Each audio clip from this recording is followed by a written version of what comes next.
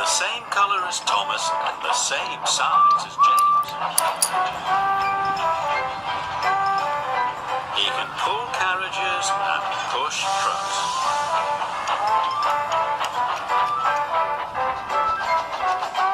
And he often works as a back engine. But Edward is old and not as strong as the other engines, so sometimes Edward feels left out.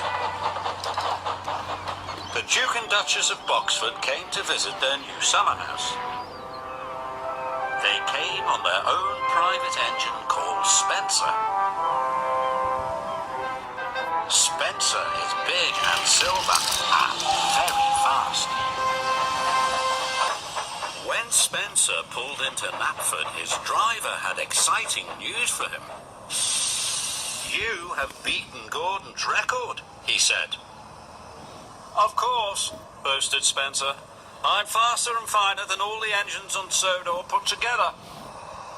The Fat Controller's engines were very cross.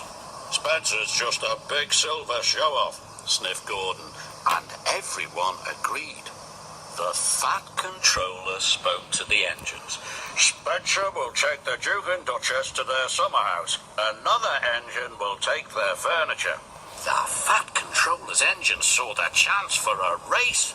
"Please, sir," said Thomas, Percy, Gordon and James, all together. "May I go?"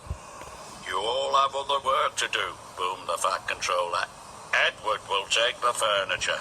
James and Gordon groaned. "Fancy sending a back engine to do an express engine's job," sniffed Gordon.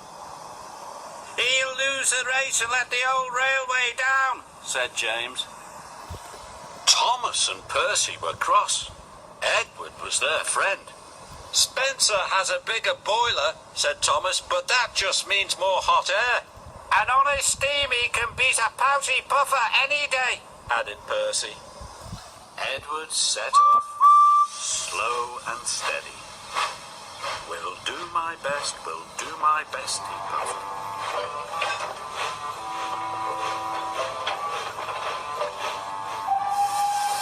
Spencer set off and quickly passed Edward. "I've won already," he boasted. And with a whoosh, he was gone.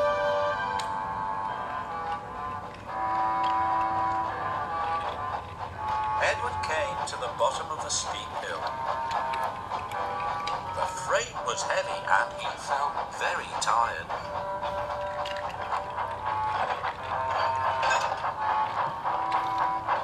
He huffed and he puffed and was soon at the top. He could see Spencer in the distance and set chase at once. Edward raced down the hill. Spencer stopped at Wellsworth Station. The Duke and Duchess wanted to buy some tea and cakes from the refreshment lady. Edward teetered into view. "Hurry up, old boy," laughed Spencer. "Can't have you finishing too far behind me." Edward wished he could have a rest too. But the station master and the porters had heard about the race. "Hooray for Edward," they cheered. Edward picked up steam and proudly puffed past Spencer. But then the Duke and Duchess finished their tea, and Spencer was off in a flash. He roared past Edward. "Fastest and best, fastest and best," he chirped. Edward was nearly out of puff. The furniture felt heavier than ever.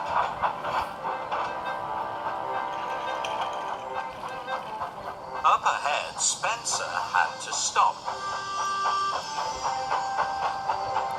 The Duke wanted to take some photographs of the countryside. The Duke set up his camera. Spencer closed his eyes. "Nothing to worry about," he said lazily.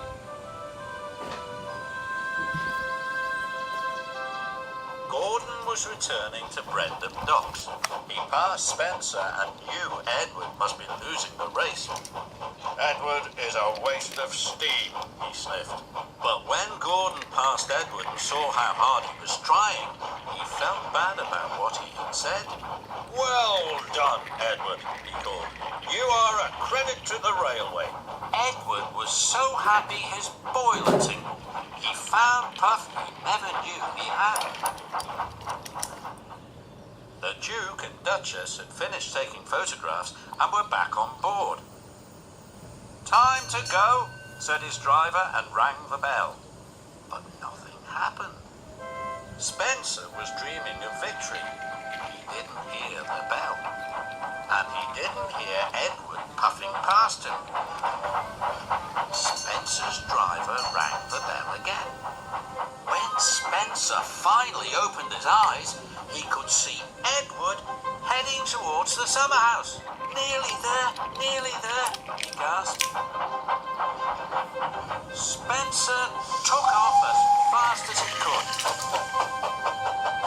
But as he reached the siding, his driver ordered him to slow down. "These are old tracks and you are a very heavy engine," he said. "You must go slowly." Spencer had no choice. He had to slow down. And he trundled slowly down the siding. With every click and every clack, he knew that he had lost the race. Edward puffed towards the summer house. "I've won," he gasped. "I did it." Edward felt like a really useful engine. "Hooray! I've won!"